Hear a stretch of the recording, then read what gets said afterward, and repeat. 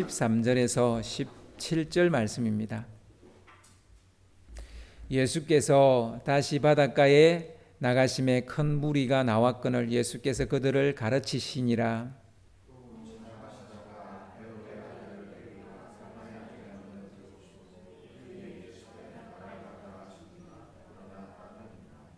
그의 집에 앉아 잡수실 때에 많은 세리와 죄인들이 예수와 그의 제자들과 함께 앉았으니 이는 그러한 사람들이 많이 있어서 예수를 따름이르라.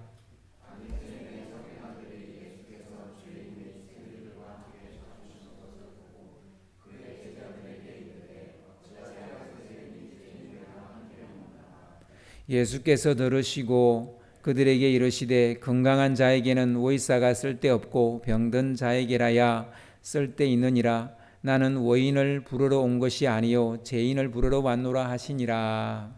아멘. 뉴노멀 앞에서라는 제목으로 같이 말씀을 나누겠습니다. 요즘 우리 집 아이들은 아침 9시만 되면 컴퓨터 앞에서 인터넷 온라인 수업을 듣습니다. 보통 때라면 아침 9시면 저희 집이 텅 비어서 적막감이 흘러야 정상입니다. 아침 9시면 딱 그래야 그게 정상이에요. 그런데 이놈들이 학교도 안 가고 반나절 껌딱지처럼 컴퓨터 앞에 달라붙어 있습니다. 보통 때라면 아마 제가 아빠로서 야단을 쳤을 겁니다. 컴퓨터 그만해라 이놈들아, 뭐 이렇게요, 그죠? 그러나 지금은 이것이 너무나도 정상적인 것이 되어버렸고 일상이 되어버렸습니다. 이제 인터넷 온라인 수업이 일상이 되고 새로운 우리의 풍속도가 되어가고 있다는 것이죠. 우리 이 막내에게 스마트폰을 이렇게 빨리 사주려고 하지 않았어요. 한 중학생이나 되면 사주려고 그랬는데 결국은 이 새로운 뉴노멀의 스마트폰을 사줄 수밖에 없었습니다. 그러니까 전에는 정상이라고 생각 안 했던 것이 이제 정상이 되었고 이상하다고 생각했던 것이 지금은 일상이 되었습니다. 그래서 이상은 일상이 되고 그리고 비증상은 정상이 되었습니다.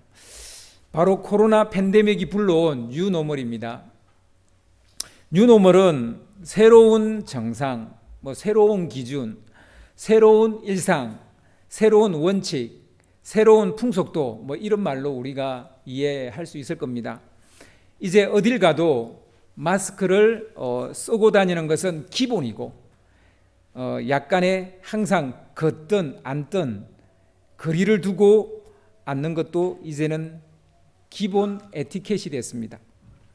수시로 손소독제를 바르고 문고리를 소독을 합니다. 제가 아는 어떤 사람은 택배가 와도 택배가 문 안으로 들어오기 전에 소독제를 들고 나가서 다 소독하고 들고 들어오신다고 그러시더라고요. 마치 아침에 일어나면 세면하는 것처럼 소독은 우리의 평범한 일상이 되었습니다. 이제 앞으로 재택근무가 대세가 되고요. 혼잡한 출퇴근 시간을 피해 출근하는 유연근무제는 보편화가 될 것 같아 보입니다. 우리가 이름만 대면 아는 세계적인 기업들은 연내에 50%, 60%의 재택근무를 시행하겠다. 이렇게 말하기도 하고 있습니다.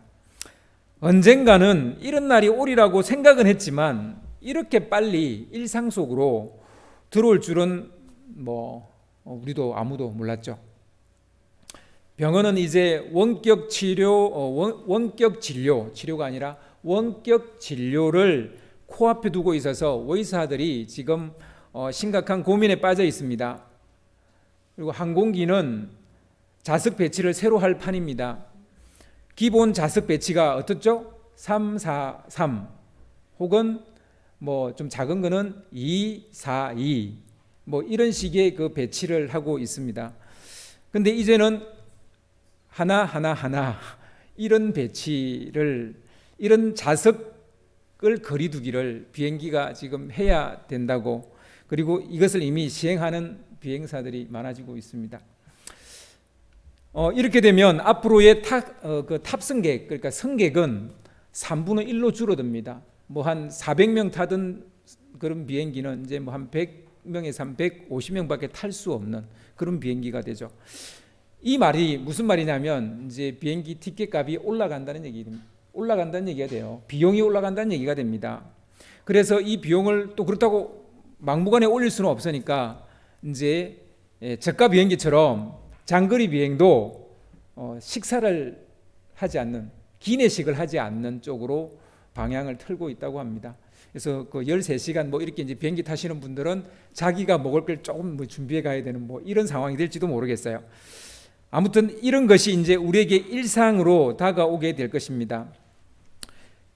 비용은 올라가고 비행기의 대수는 옛날만큼 많지 않을 거고, 뭐 이렇게 된다면 결국은 해외 자유여행의 전성기는 이제 지나갔다, 이렇게 말하기도 합니다. 그래서 자유여행의 시대는 지나갔다, 뭐 이런 이야기를 하는 사람도 있어요.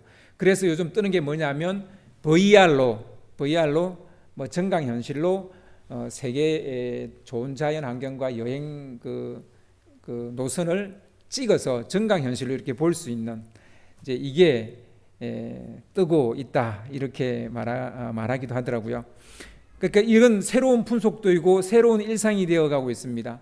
그러니까 직접 내가 여행을 가는 게 아니라 그냥 VR로 내가 있는 데서 여행을 눈으로 하는 이런 시대가 이미 우리 앞에 왔습니다. 뉴노멀 안에 이미 우리가 진입을 했다는 말입니다. 교회도 장의자가 대부분 교회의 특징이죠. 장의자가 있죠. 근데 이제 교회도 이 장의자를 제거해야 되는, 그리고 개인 의자, 그러니까 일석일석 이렇게 비행기처럼 앉는 이런 이제 개인 의자를 드러나야 된다, 뭐 이런 말이 나올 정도입니다. 아무튼 뉴노멀의 이게 하나의 이제 우리의 모습이죠.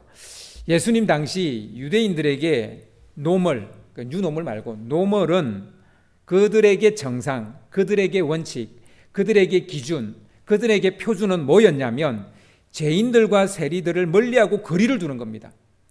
평상시에 죄인들과 접촉도 하면 안 돼요. 말도 섞으면 안 돼요. 세리들 가까이 가서도 안 돼요. 그게 그들의 노멀이었어요.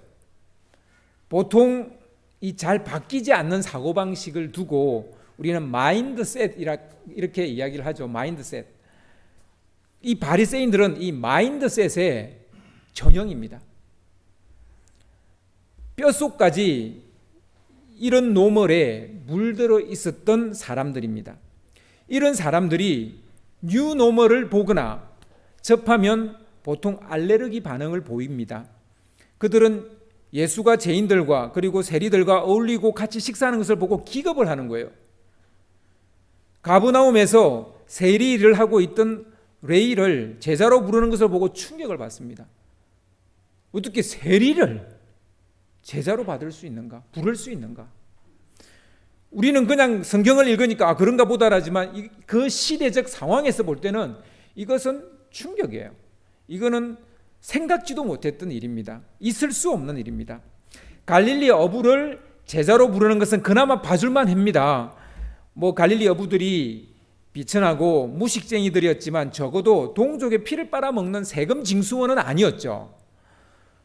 근데 이 세리는 돈에 미쳐서 동족을 덩쳐먹는 지독하기 짝이 없는 세금 징수원이라는 겁니다. 그 사람을 제자로 삼다니 이게 제정신일까요? 당시에 바리새인들이 볼 때는 제정신이 아닌 거예요. 이건 미친 거예요. 아무리 눈을 씻고 봐도 이것은 정상이 아니었습니다. 하지만 예수님의 이 행태는 센세이션을 일으켰고 뉴노멀이 되고 있었습니다. 새로운 일상, 새로운 기준, 새로운 표준이 되고 있었던 것이죠. 예수님이 세리였던 레이와 식사를 한다니까 평상시 죄인이라고 낙인 찍힌 사람들이 벌떼처럼 몰려오는 거예요. 천시와 멸시와 무시를 받던 이 세리들이 막 몰려오는 거예요. 그리고 같이 그 식사, 즉 축제 같은 이 분위기 속에서 함께 식사를 하는 거예요. 이게 뉴노멀이었어요. 새로운 풍속도였습니다. 갈릴리에는 이런 뉴노멀이 시작된 거예요. 갈릴리에는 예수님이 가는 곳마다 이런 공동체 식사들이 일어나기 시작하는 거예요. 그러나 바리새인들의 눈에는 이것은 제정신이 아니었던 거죠. 세리 레이는 마태복음에서는 마태라고 말합니다. 그리고 마가복음에서는 레이라고 말합니다. 아무튼 이 레이는 뉴노멀을 거부하지 않았어요. 새로운 이 어떤 기준, 새로운 이 일상을 거부하지 않았습니다. 예수님이 세관 앞에 앉아 있던 레이에게 나를 따라오너라 라고 콜링을 했을 때 그는 즉각 일어나 예수를 따랐습니다. 레이는 자기 삶의 표준을 바꾸기로 결심을 한 것이죠. 삶의 기준과 원칙을 바꾸기로 결심한 것이죠. 세리로서의 노멀을 버리고 제자로서의 뉴노멀을 붙잡기로 결심을 한 것입니다. 뉴노멀 앞에서 사람들은 두 가지의 선택지로 내몰리게 됩니다. 이전 모습을 고집하는 마인드셋으로 무장을 할 것인지, 아니면 마인드 체인지를 할 것인지, 그러니까 마인드셋을 할 것인지 마인드 체인지를 할 것인지, 이 선택 앞에 내몰리게 되는 것이죠. 마인드셋 하는 사람에게 뉴노멀은 불안이고 스트레스입니다. 바리새인들과 서기관들은 예수가 일으킨 이 뉴노멀에 불안해했습니다. 스트레스를 받았어요. 그래서 예수의 일거수일투족을 감시하며 트집 잡을 것을 찾았고 틈만 나면 공격을 하는 거예요. 뉴노멀의 진앙지가 예수이기 때문에 예수를 어떻게든지 제거하려고 덤벼들었던 것입니다. 하지만 예수를 따르는 사람들은 뉴노멀을 즐겼어요. 이 새로운 흐름, 이 새로운 일상, 이 새로운 기준, 이것을 즐겼습니다. 그도 그럴 것이 이제까지의 노멀은 자기들을 멸시하고 무시하고 조롱하는 그런 문화였고 분위기였습니다. 그런데 이 예수라는 이 선지자는, 그들의 눈에 보이는 이 선지자는 그들을 환영하고 같이 식사하고 등을 토닥거려주고 위로해주고 격려해주는 그런 사람이니까 이 뉴노멀을 즐거워하고 즐겼던 것이죠.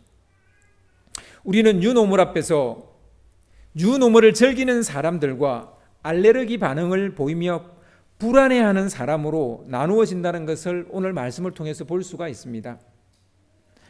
기득권을 가진 사람들은 알레르기 반응을 보일 수밖에 없습니다. 마인드셋에 묶여 있는 사람은 알레르기 반응을 보일 수밖에 없죠. 자기들이 쌓아 올린 노멀이 깨트려지는 그 순간 그들은 불안해할 수밖에 없죠.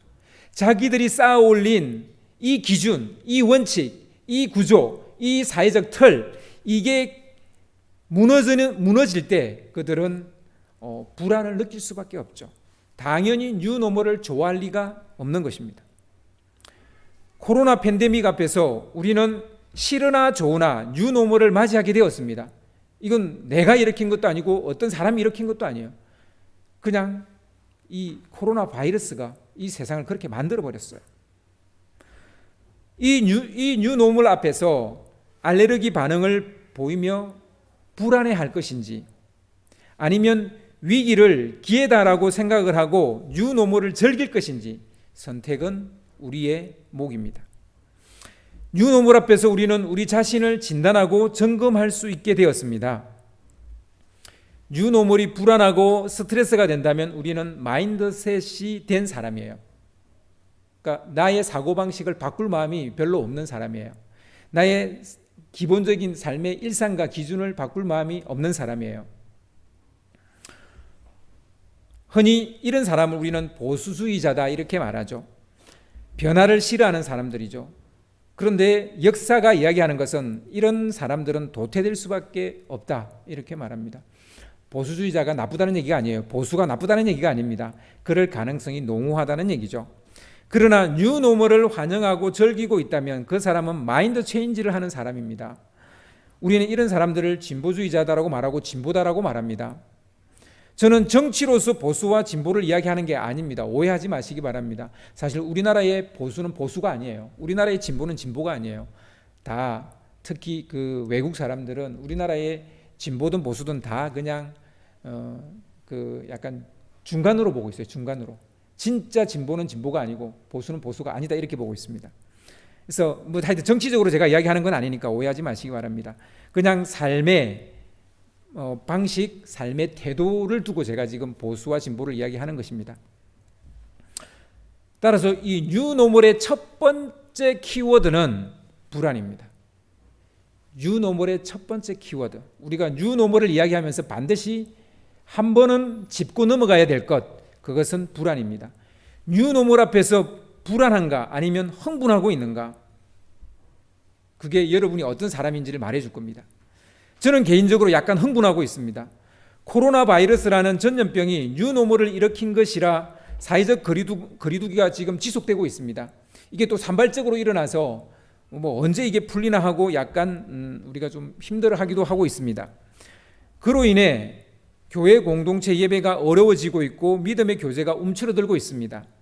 하지만 제가 흥분하는 것은 뉴노멀은 항상 불필요한 껍데기를 벗어 던질 수 있는 기회를 제공하기 때문입니다. 개신교회는 종교개혁 이후 지금 500년이 지났어요. 이 500년 동안 우리 개신교도 이제 인간적인 것과 세속적인 것이 덕지 붙게 됐어요. 그래서 옛날에 카톨릭 정도까지는 아닐지는 몰라도, 그러니까 한참 타락했던 카톨릭 정도는 아닐지 몰라도 우리 개신교는 어느 부분에 있어서 상당히 불필요한 것들이 덕지 붙게 됐어요. 예수님 당시에 유대교와 종교 지도자들도 불필요한 것을 덕지 붙이고 있었어요. 그것은 하나님을 선명하게 볼 수 있게 만드는 것이 아니라 하나님을 더 가려버렸어요. 자기들은 더 하나님 말씀대로 살겠다고 그런 어떤 마음에서 전통을 만들었는데 그 전통이 도리어 하나님을 보지 못하게 만들었다는 겁니다. 그들이 만든 복잡한 전통, 이 전통은 하나님을 더 찾고 가까이 하게 하는 것이 아니라 도리어 하나님으로부터 더 멀어지게 했던 것이죠. 그것을 그들은 몰랐습니다. 쓰잘데기 없는 것을 그들은 붙잡고 있었던 것이죠. 그래서 뉴노멀의 두 번째 키워드는 쓸모입니다. 쓸모. 건강한 사람에게 의사는 쓸데없죠. 의사가 필요치 않죠. 의사는 병든 자에게 쓸 데가 있습니다. 병든 사람은 의사를 필요로 합니다. 노멀의 문제, 바로 이것이죠. 노멀의 문제는 바로 이것입니다. 자기들은 건강하다고 착각을 하는 거예요. 정상이다라고 착각을 하는 거예요. 자기들은 의인이라고 착각을 하는 거예요. 그래서 의사가 필요 없다는 거예요. 선지자도 필요 없고 메시아도 필요 없다는 거예요. 뉴노멀은 자기들은 병자이고 그래서 의사가 필요하고, 그리고 자기들은 죄인이기 때문에 자신의 죄를 사해줄 구세주가 필요하다고 생각하는 사람들이죠. 그래서 예수님은 그들에게는 쓸모가 있는 사람이에요. 쓸모가 있는 존재인 거예요. 필요한 사람이고 꼭 있어야 되는 사람인 거예요. 따를 가치가 있고 함께 시간을 보낼 가치가 있는 사람이라고 생각하는 거예요. 믿을 가치가 있다라고 그들은 생각을 하는 거예요. 그래서 그들은 자기의 밥그릇까지 던져버리고 예수를 따르는 자들이 된 것입니다. 뉴노멀 시대 앞에서 뉴노멀을 받아들이려고 한다면 쓸데없는 일에 손을 떼야 됩니다. 여러분, 뉴노멀 시대에 이게 쓸모가 있는 일인지 쓸모가 없는 일인지, 좀 더 쉽게 말할까요? 이게 돈이 되는지 안 되는지 빨리 분별을 해야 돼요. 뉴노멀 시대에 돈이 안 되는 일은 빨리 내려놔야 돼요. 그거 붙잡고 있다가는 나중에 쫄딱 망합니다. 그러니까 쓸모를 항상 생각을 해야 돼요. 이 일이 앞으로 가능성이 있는 일인지 없는 일인지, 미래가 밝은지 밝지 않은지, 다 쓸모 이야기잖아요.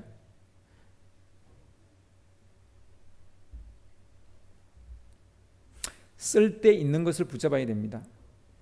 분명히 바리새인이나 서기관이나 뭐 대제사장이나 그리고 유대인이나 그 이방인이나 누구나 예수님은 쓸데 있는 사람이에요.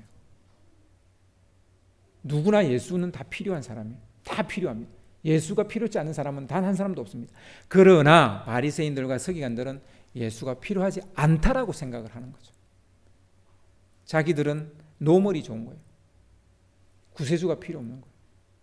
그냥 율법으로 자기는 거룩하게 될 수 있다고 생각하는 거예요.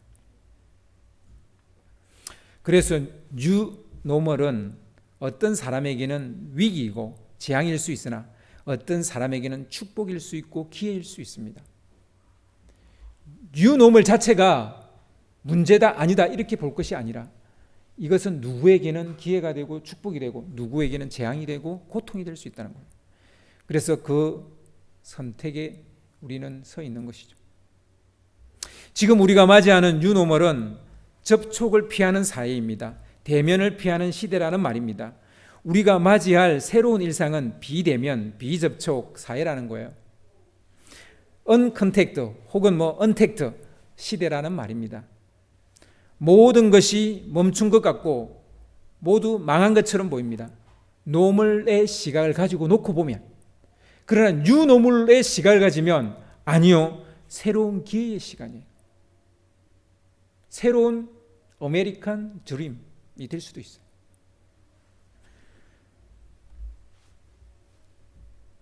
마인드셋 했기 때문에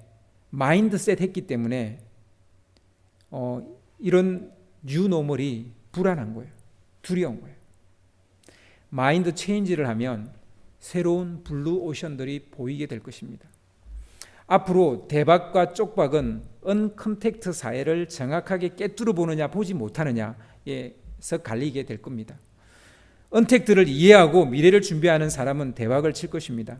하지만 언컨택트를 거부하고 알레르기 반응을 보이는 사람, 마인드셋 하는 사람, 마음을 닫아버린 사람, 지금 가지고 있는 것만 지키려고 하는 사람은 예루살렘이 결국 파괴됐던 것처럼 그렇게 무너지게 될 것입니다. 끝까지 문 걸어 잠그고 있던 예루살렘은 결국 AD 70년에 망하고 135년에 결국 완전히 예루살렘은 초토화가 되고 망해버립니다. 그들은 마인드셋을 했기 때문에. 신앙도 마찬가지입니다. 뉴노멀로 교회가 약간의 타격을 받은 것은 사실이에요. 하지만 개인적으로 타격이라고 생각하지 않습니다. 저는 개인적으로 타격이라고 생각하지 않습니다.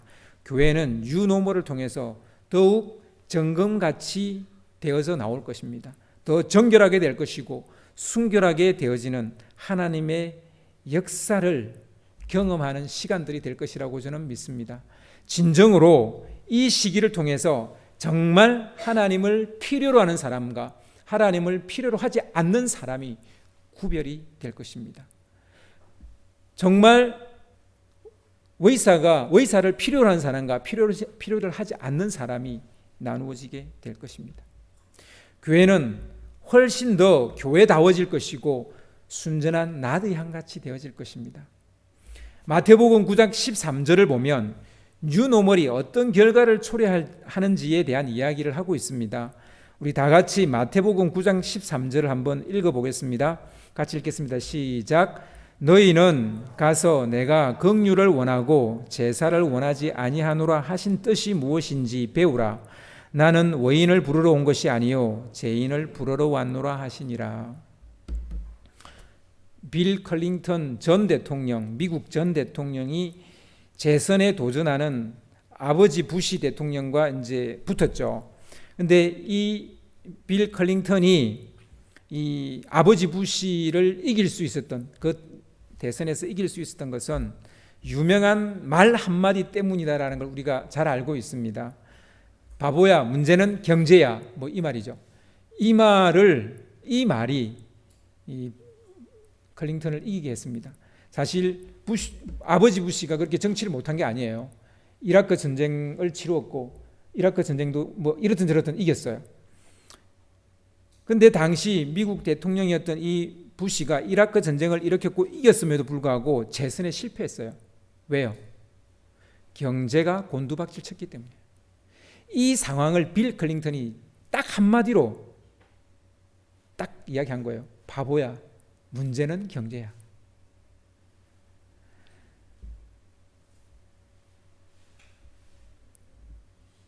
이라크와 이기면 뭐합니까?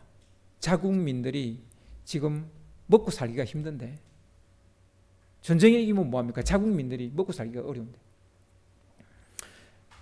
예수님은 당시 바리새인들과 서기관들에게 이렇게 한방 먹였어요. 바보야, 문제는 마음이야. 전통 율법이 아니라 문제는 마음이야. 너희 마음에 긍휼이 없잖아. 너희 마음에 하나님 사랑하는 마음이 없잖아. 이야기를 하는 거예요. 당시 율법을 연구하는 바리새인들과 서기관들 그리고 종교 지도자들은 종교에 대해서는 해박했지만 그들은 사람들을 긍휼히 여기지 않았어요. 이웃에게 자비는커녕 자기 배를 채우기에 급급했어요. 자기 직위와 종교적 직위를 이용해서 자기 배 채우기가 바빴어요. 오늘날의 한국 교회의 문제죠, 이건.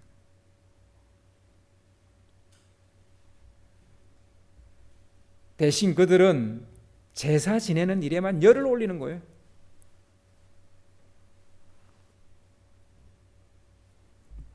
그러나 하나님이 원하는 것은 죄와 씨름하다가 또 넘어져 상한 마음으로 주님 앞에 나온 그 심령, 주님 그 심령을 기뻐한다는 거예요. 형식적인 제사가 아니라는 거예요. 어떻게 하면 백성들의 아픔을 해결해 주고 어떻게 하면 그들의 고통을 들어줄까를 고민하는 영적 지도자의 그 마음을 하나님은 원하신다. 그냥 겉으로 이렇게 예배 집도하고 제사 드리러 오면 제물 번제단에 가서 피 뿌리고 그게 아니라는 거예요. 이 사람이 어떤 죄를 짓고 와서 이 제물을 바치는지 그 마음을 헤아려야 된다는 거예요. 그 말을 듣고 너의 드린 이 피가, 이 제물의 피가 너의 죄를 살 것이다. 다시 한번 힘을 내서 삶의 자리로 나아가라 해야지. 이런 얘기를 해야지. 그 제물의 다리에 관심이 있는 거예요. 그 제물의 다리는 제사장이 가져가는 거거든요. 그 제물의 다리에 관심이 있는 거예요, 제사장들이.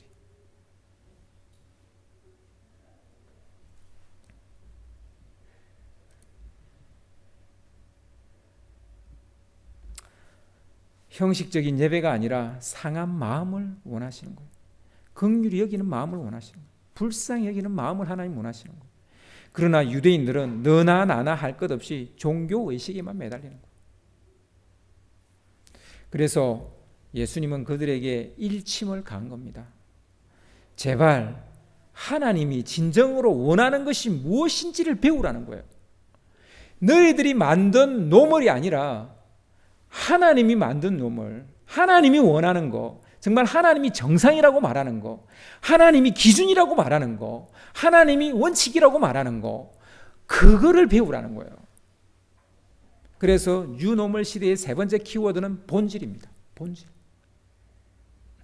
아무리 세상이 바뀌어도 본질은 바뀌지 않습니다. 사실 세상이 바뀌는 것은 본질에서부터 너무 멀어졌기 때문에 뉴노멀이라는 게 오는 거예요. 노멀이 문제가 있기 때문에 뉴노멀이 오는 거예요. 본질이 가려지고 비본질적인 것이 판을 치니까 다시 본질을 찾자 해서 뉴노멀이 오는 거예요. 뉴노멀이 생기는 것은 노멀에 쓸모없는 것들이 덕지덕지 이미 붙어 있었기 때문이에요. 여러분이 노멀이라고 생각하는 그것에 덕지덕지 붙어 있는 것이 있지 않은지 우리는 점검하고 진단해야 됩니다. 이 팬데믹 상황에서 우리가 그것을 봐야 돼요. 저는 얼마나 교회가 오랫동안 이 공동체 예배를 못 드릴 것인가 그게 관심이 있지 않아요. 중요한 것은 내가 크리스찬으로서 내가 하나님의 마음을 아느냐는 거예요. 하나님이 기뻐하는 그 사람이 있느냐는 거예요.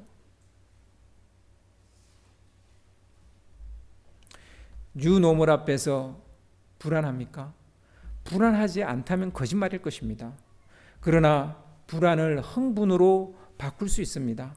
그것은 쓸모 있는 것을 붙잡기만 한다면, 본질을 붙잡기만 한다면, 우리의 최고의 쓸모는 예수 그리스도이십니다. 뭐 쓸모라는 말을 예수님께 붙여서 좀 그렇긴 합니다만 우리의 최고의 필요는 예수 그리스도이십니다. 아멘. 세상이 아무리 변해도 본질은 우리의 진실한 마음이에요. 여러분, 본질은 마음입니다.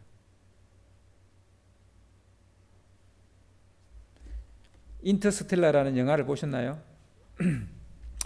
환경오염으로 지구는 더 이상 사람이 살 수 없는 곳이 되어져 가고 있었습니다.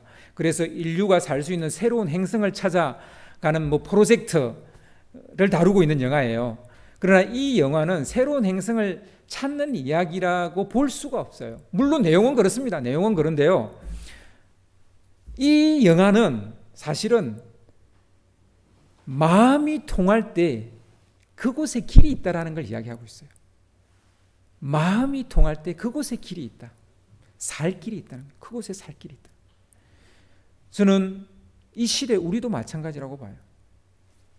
우리의 살 길은요, 코로나 종식이 아니에요. 정말 사람들이 위선과 가식을 버리고 더 진실해진 마음을 가지는 것, 이게 우리 살 길이라고 좀 봅니다. 이 영화에 유명한 대사가 나옵니다. 이런 말이에요. 우린 답을 찾을 것이다. 늘 그랬듯이. 놀랍게도 사람들은 항상 이런 뉴노멀 앞에 답을 찾아갔어요. 이번 코로나19 팬데믹 앞에서도 우리는 답을 찾을 겁니다. 백신이 개발될 겁니다. 그리고 또 이것도 우리가 극복하게 될 겁니다. 저는 그렇게 봅니다.